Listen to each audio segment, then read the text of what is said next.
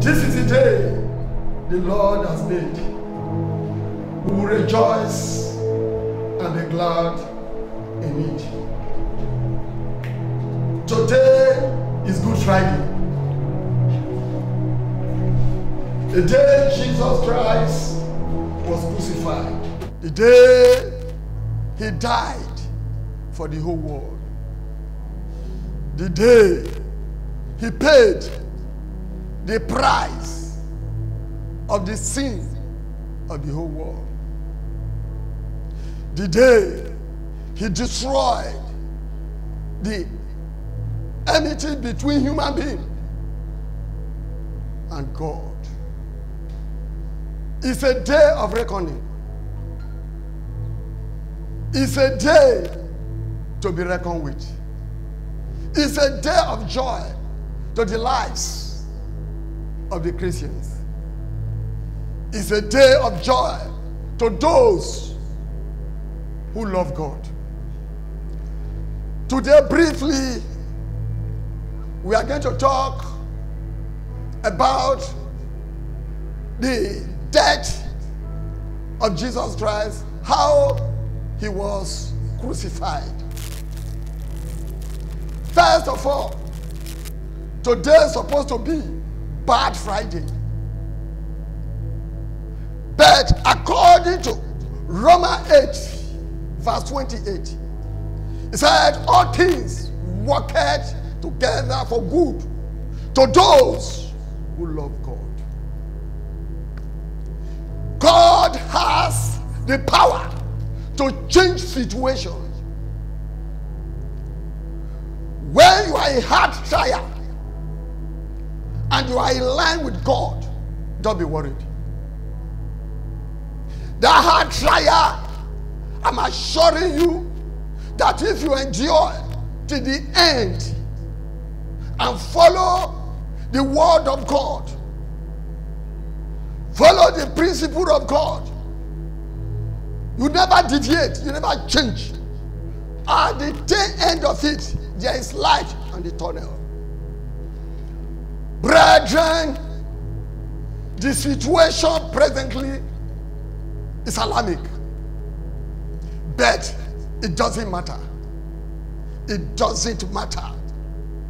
The word of God says, perilous time must come. What is perilous time? Hard time. I must say hard time. I must say hard time. Hard time must have to come.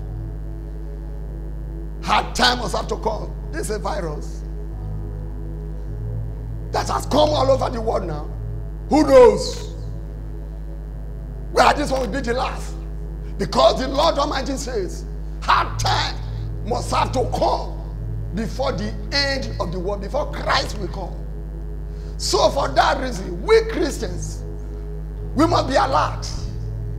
We should put our mind, our hope alive. Whatever that comes, Jesus is the ultimate. Jesus is the way. Jesus is the way. When the trial of Christ started, when he was moving to Jerusalem, the women that believed on him, they were with him, going, crying, wailing.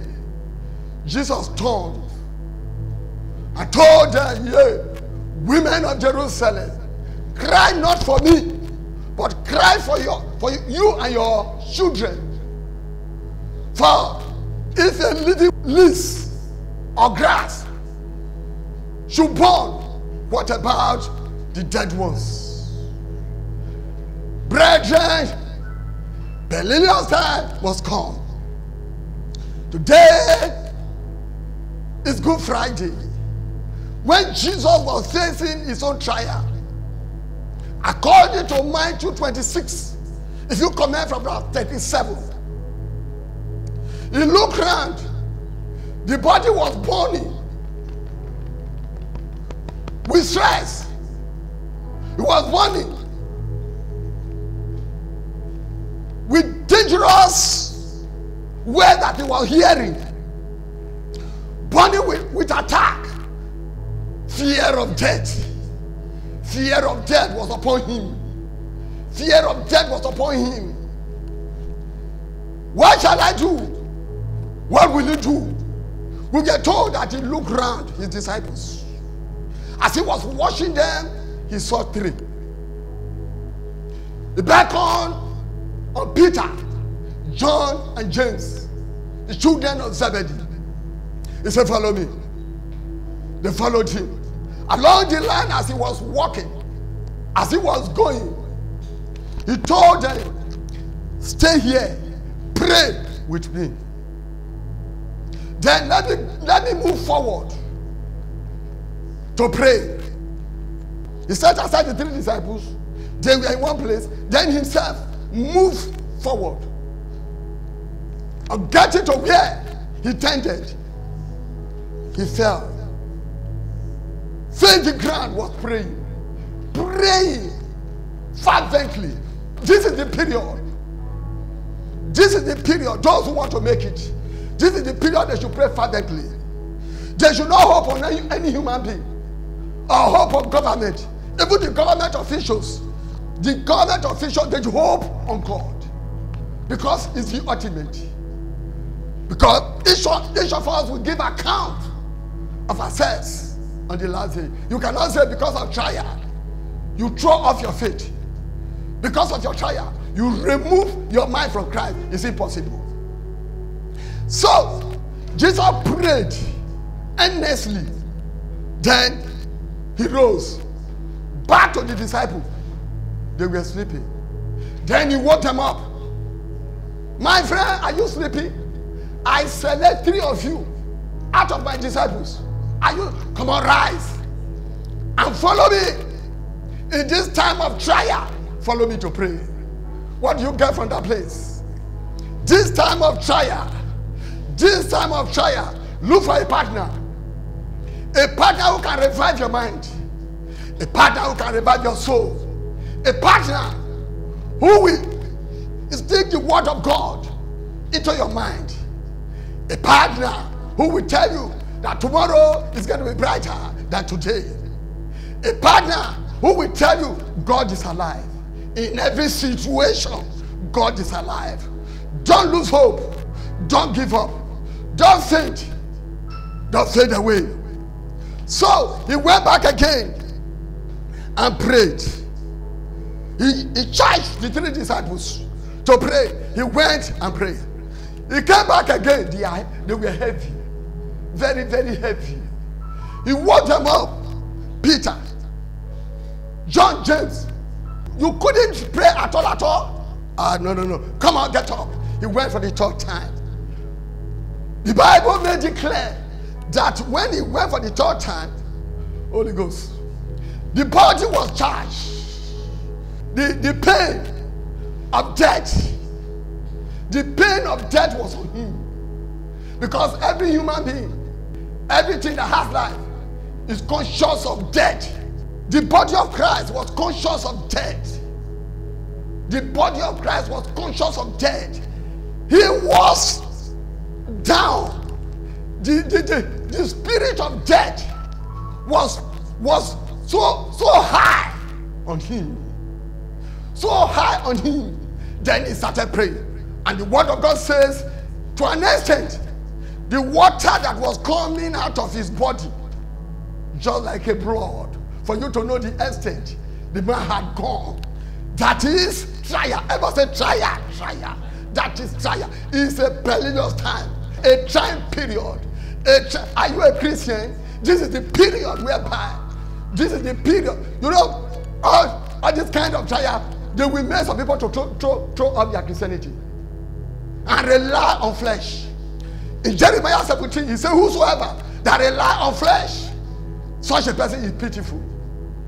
So those who rely on flesh, or what the work can do, I pity them. Rely upon God.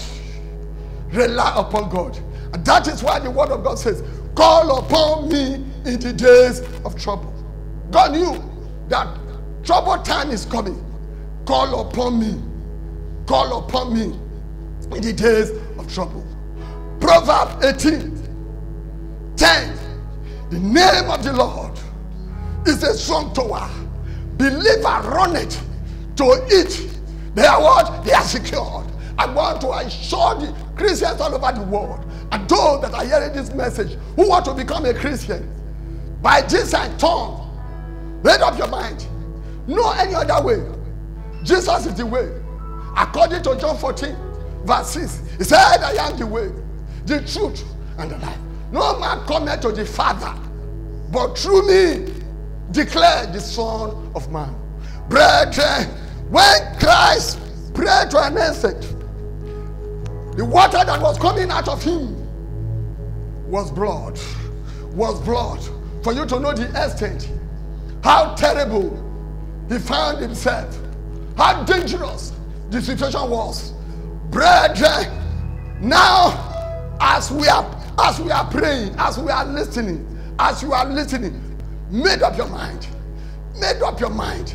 Made up your mind to be a real Christian. So, when Jesus prayed to an extent, he remembered, Father, not my will, but let your will be done. Not my will, but let your will be done. So, after saying this, he got a heap of relief.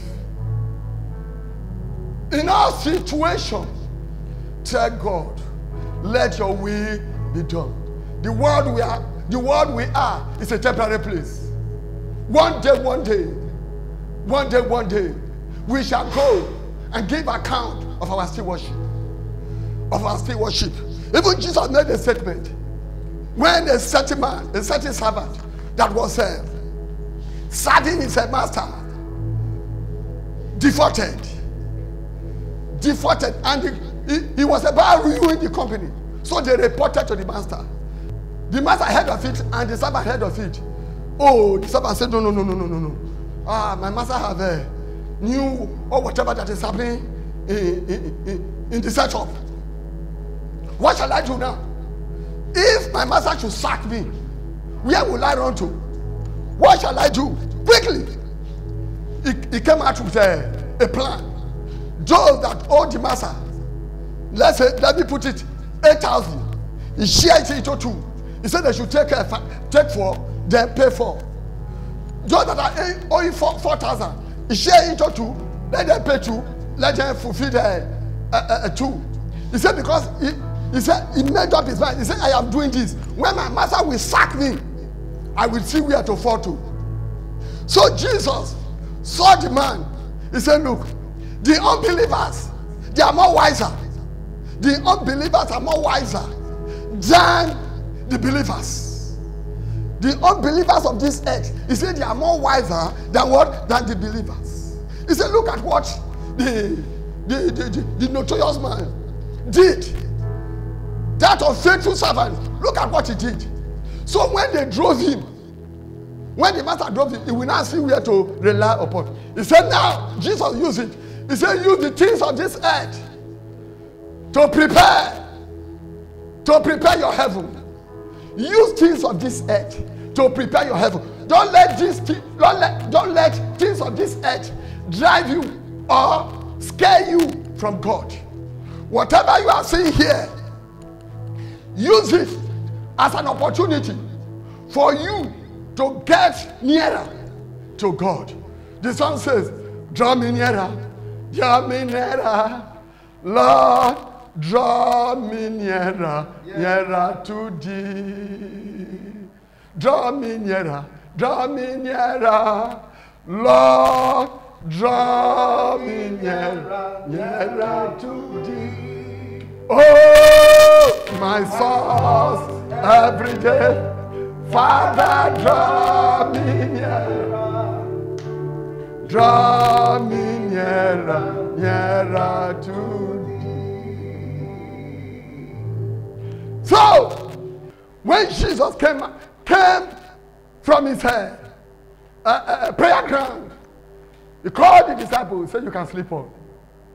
The day has come. The time has come. Whereby the Son of Man will face the trial. He faced it. He faced it squarely.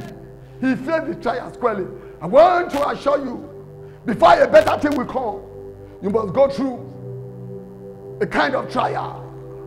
A kind of trial. Before you see finishing product, they went through so many processes. Finishing product went through so many processes before they go to showroom. Do you want to make it? You want to make heaven? Are you a candidate? Do you want your name to be written in the book of life? You must go through all trials. Don't say, when there is trial, God is no more alive. When there is good, God is alive. No, you are not a Christian. But I am here to tell the whole world that in all situations, God is God. In all situations, God is what? Is God. In all situations, God is good. God is good. God is good. God is good. Brethren, I am bringing this sermon to an end. But despite that it's short, meditate in it. Let us pray. At this very particular time, He's alive. God is what? Is alive. My heavenly Father, during your trial, you never gave up. Rather, you exhaust all wisdom, all knowledge, all tactics to overcome. Heavenly Father, release your wisdom, your knowledge, your endurance. Because Paul saw something in you and said, I want to know, I want to learn. I want to learn. The power that made him to endure all the trials. Father, the power for we to overcome all trials and become pure as a Christian, release it to us in the name of Jesus Christ. Heavenly Father, whatever that Satan the devil damage, because every evil thing coming from Satan the devil, whatever Satan will damage in this period, my Father, I'm always saying that your word is a solution. I pray to my people, whatever economy that this period will destroy in your life, after passing through, within a day or 2 days, may the Lord repay you back in the name of Jesus Christ. Those who have even nothing to eat now, they are saying, hey, where will this one end? Shall I die? You will never die. You will never die. You will never die. During the time of famine, the God that provided for Elijah, the same God is still alive. He will provide for you. He will provide for you. In Genesis chapter 26, we were told that there was a famine. But that the same year, God told Isaac, farm in the same land. Don't be worried. You will never die. We will never die. God will take care of you. Holy Ghost will take care of you. God who created you will take care of you. Jesus who created you will take care of you. This sermon we are hearing now, anointing that accompanying it, will take care of you. We take care of you. We take care of you. Those that have nothing to even eat, this sermon as we are hearing it, God will provide. God will provide. God will provide. God will provide. Those who have no job, immediately after this Passover, immediately after this Passover of this virus, God will supply you work. God will supply you. What you will do for you to make meaning to life, God will give it to you. God will give it to you. God will give it to you. The source of your survival will come from Him. Will come from Him.